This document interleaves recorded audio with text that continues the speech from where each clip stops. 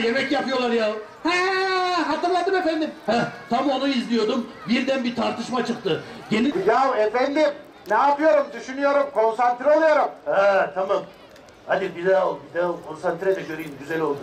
Arkadaş, arkadaşın derdi olunca sorar, çözüm arar. Anladım. Baştan alalım. Ah Karagöz'üm, ah hiç sorma. Ne ekerler?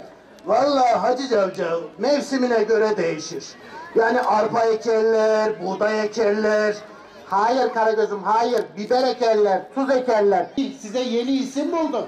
Yapma ya. Demek yeni isim buldun. Nasıl, güzel mi Hacı Cavcav, güzel mi? Çok güzel efendim, çok güzel. Sonra ne oldu? Vazo tam kaynananın suratının ortasına yapıştı, yapacak. Bizim hanım gene araya girdi ya.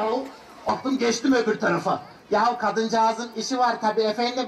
Her neyse, bu arada vazo elden çıktı. Tam kaynananın kafasına değecek, bizim hanım gene araya girdi. Geleneksel Türk tiyatrosunun mihenk taşlarından birisi olan Karagöz ve Hacivat'ı yaşatmaya çalışıyoruz. Bu anlamda da üniversitemizde de çalışmalar yapıyoruz. Ayrıca bu akşam da burada geleneksel Ramazan etkinlikleri çerçevesinde bir program yaptık. Karagöz Hacivat Gölge Oyunu gösterisi yaptık. Çok da güzel oldu. Herkes çok eğlendi, çok mutlu olduk. Bundan sonra böyle Karagöz Hacivat gösterilerinin, geleneksel Türk tiyatrosu gösterilerinin devam edebilmesini sağlayacağız. Elimizden geldiği kadar hem üniversite olarak hem öğrencilerimizle beraber böyle gösterilerde var olmaya çalışacağız. Karagöz ve Hacivat bizim kendi rengimiz, kendi kültürümüz, kendi değerimiz.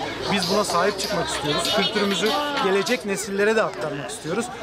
Böyle çalışmalarımız var. Ayrıca bizim üniversitemizde de yine Kukla Karagöz atölyemiz var. Orada öğrencilerimize kukla ve karagöz tasvirleri yaptırıyoruz. Ve onların da bu geleneği, bu örfü, adeti devam ettirmesini sağlamaya çalışıyoruz.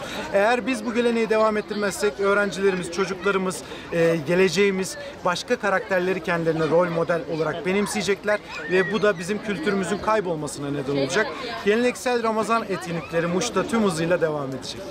Geleneksel etkinlikler, geleneksel Türk tiyatrosu, Karagöz, Hacivat, Kukla, Meddah, bunlar Ramazan ayında hatırlanan eğlence biçimleri.